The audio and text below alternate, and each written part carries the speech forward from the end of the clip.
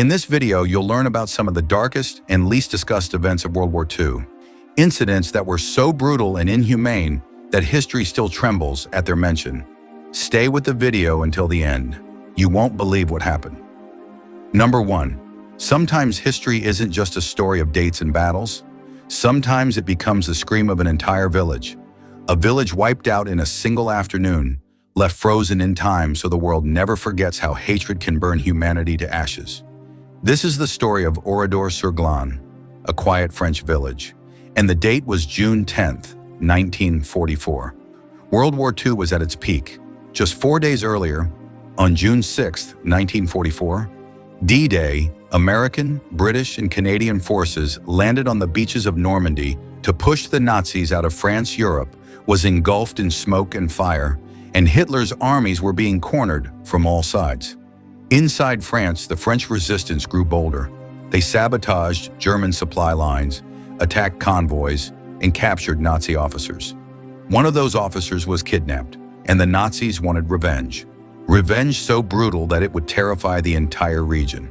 Their target, a quiet, harmless village with no political ties, no resistance fighters, just families, farmers, women, and children. June 10th, 1944. Around 2 p.m., an SS unit from Hitler's notorious Das Reich division marched into Oradour-sur-Glane. These soldiers were infamous for their cruelty, the kind who carried out executions without hesitation. They surrounded the entire village. A loud announcement echoed through the streets. All citizens gather in the village square. Identification check required. Believing it was a routine inspection, people slowly walked to the central square. Mothers held their children close. Old men leaned on their canes. No one knew they were walking toward their final moments. Suddenly, the soldiers separated the crowd. Men were taken to barns and storage sheds. Women and children, more than 450 of them, were forced into St. Martin's Church. Once everyone was inside, the doors were locked. Within minutes, the SS placed explosives at the entrances and ignited them. Smoke filled the church. Children began screaming. Mothers cried out for help. And outside, machine guns rattled. Anyone who tried to escape through windows or doors was shot instantly. Meanwhile, in the barns, the men were lined up. The soldiers shot them first in the legs to prevent escape, then opened fire with machine guns. When the shooting stopped, they piled wood over the bodies and set them on fire. Within hours, an entire village was silenced. 642 innocent people murdered. When nearby villagers arrived the next morning, Oradour-sur-Glane had become a giant open grave. Homes burned, shops reduced to dust, schoolrooms charred, the church blackened with ash. A total of 642 civilians died. The dead included 247 women and 205 children trapped inside the burning church. Only one woman, Marguerite Roufanche, managed to escape the church. She climbed out through a small window, was shot as she ran, but survived by hiding in bushes for hours. Her testimony later exposed the full horror of that day. After the war, French President Charles de Gaulle gave a historic order. Leave the ruins exactly as they are. Let this village remain a witness to the cruelty humans can inflict. To this day, Oradour-sur-Glane stands untouched.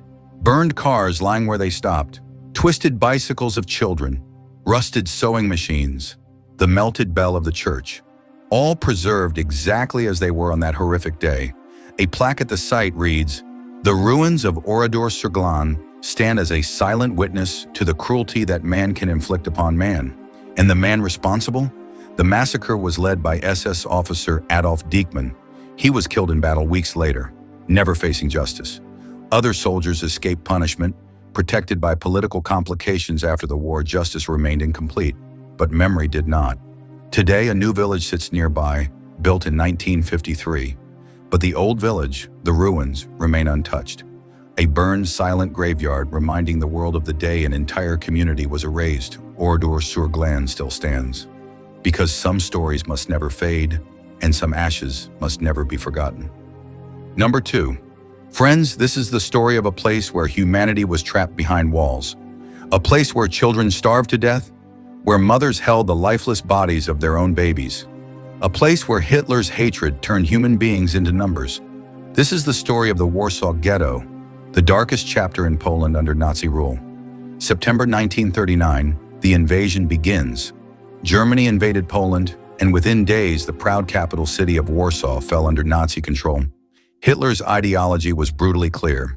Erase the Jews from society. They are not humans, they are pests. To enforce this twisted belief, in November 1940, the Nazis built a giant wall in the center of Warsaw. Every Jew in the city was forced inside this walled zone. It was given a chilling name, the Warsaw Ghetto. Life inside the walls. A living hell. Imagine this. More than 400,000 Jews crammed into barely 3 square kilometers. 10-foot-high walls surrounded the entire area, topped with barbed wire and broken glass. Every gate was guarded by armed Nazis. No one could enter. No one was allowed to leave. Families were forced to abandon their homes, their shops, their entire lives. All they had left was fear, and each other food was restricted to starvation levels.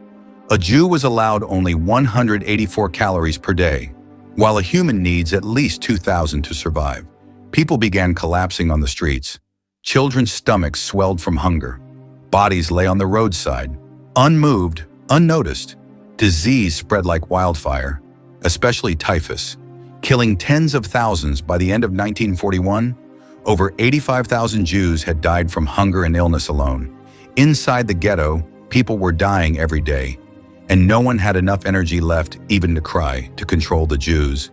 The Nazis created a Jewish council called the Judenrat. Their job was to enforce German orders, even when it meant selecting names for deportation lists. That meant deciding which of their own neighbors, their friends, sometimes even their own families, would be sent away. And everyone knew what deportation meant. Every single day, thousands of Jews were forced into railway cars. The Nazis claimed they were being taken to work camps, but the truth was far worse. The train's real destination was the Treblinka extermination camp. Upon arrival, Jews were told to undress and take a shower. But instead of water, poison gas filled the chambers. Within minutes, entire groups suffocated to death. In just 2 months, more than 265,000 Jews were taken from the Warsaw Ghetto to Treblinka, never to return. Those trains weren't taking people to work. They were taking them to their deaths. By early 1943, those who remained in the ghetto had nothing left to lose. Their families were gone. Their neighbors were gone. Their world had already been destroyed, so they made a choice. If we die fighting. In April 1943, Jewish fighters rose up with everything they had, a handful of pistols, a few grenades, and whatever rifles they could steal. They fought street by street, house by house, against one of the most powerful armies in the world. The Nazis responded with tanks, artillery, and flamethrowers. The battle lasted 27 days, but in the end, the entire ghetto was set on fire. Buildings collapsed, streets turned into ashes, thousands were burned alive or shot on sight. The Warsaw Ghetto was erased, turned into a field of ruins. Those who survived the flames were shipped to Treblinka or the Majdanek camps by the end of 1943. Almost every Jew in the Warsaw Ghetto was dead. 9 out of 10 were murdered. An entire generation wiped out. When Soviet troops reached Warsaw in 1945, they found nothing but rubble. A city that once echoed with children's laughter was now nothing more than broken bricks and dust. Later, a memorial was built, the Monument to the Ghetto Heroes, which still stands in Poland today. It silently reminds the world of what hatred can do when left unchecked. One survivor later said, "They forced us to live like animals, but we died as humans, fighting for our dignity, fighting for our freedom." This was the Warsaw Ghetto, a place where walls became higher than humanity. Yet even in the darkest night, people dared to fight for the light of freedom. So friends, how did you find today's story? Tell me in the comments below. And if you want to explore more shocking and forgotten events from World War II, make sure to subscribe to the channel. I'll see you in the next video.